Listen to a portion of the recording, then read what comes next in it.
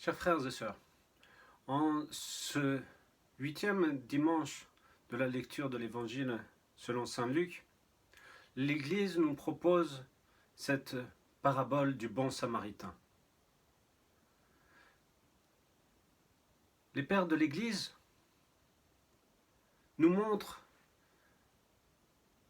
que cette parabole est si forte d'enseignement. En effet, il montre que cet homme qui va être frappé, battu, représente finalement toute l'humanité entière. Cette humanité qui subit ces conséquences de la chute, cette humanité déchue. Et voilà que le Christ, que Dieu, vient pour toute l'humanité, pour restaurer cette image de Dieu dans l'humanité. Et va, pour chacun d'entre nous tendre cette main pour nous aider, pour nous sauver. Et l'hôtellerie où cet homme va être déposé pour que l'aubergiste s'occupe de lui représente l'Église. L'Église est là pour justement prendre soin de chacun d'entre nous. Et cette huile, comme il est mentionné, représente finalement les sacrements. Et que grâce à l'Église, grâce aux sacrements, nous pouvons reprendre des forces, être guéris, et alors arriver à sortir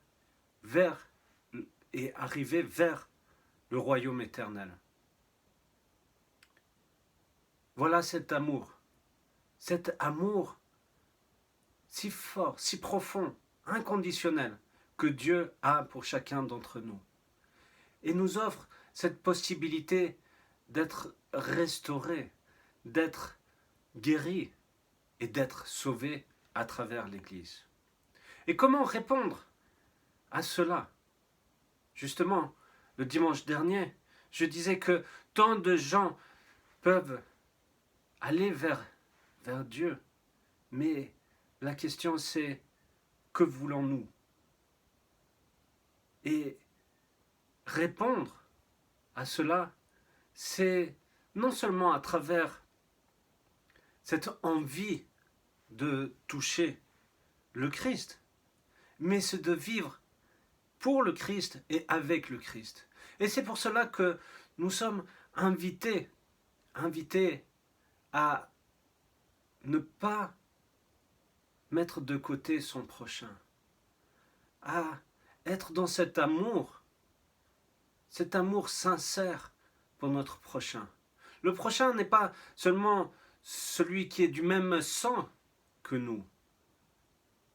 Ce n'est pas celui qui est juste à côté, mais c'est toute l'humanité qui est notre prochain. Et ne soyons pas comme ces lévites, ces prêtres qui passent à côté de cet homme abandonné, gisant sur ce chemin. Mais soyons comme le Christ, avec amour et bienveillance pour notre prochain. Et en cette période, justement, de pandémie, nous pouvons témoigner de cela. Nous avons même à témoigner de cela, de prendre soin de mon prochain. Non seulement en le portant dans notre prière personnelle, mais en ayant le souci de notre prochain.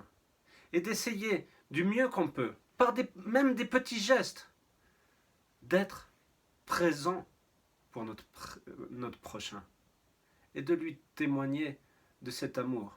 De cet amour, non pas personnel finalement, mais de cet amour du Christ qui agit à travers mes actions.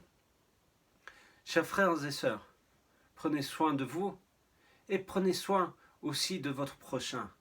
Portez-les dans vos prières, mais menez aussi des actions d'amour, des actions de charité pour l'autre. Que Dieu vous bénisse. Bon dimanche à chacune et à chacun.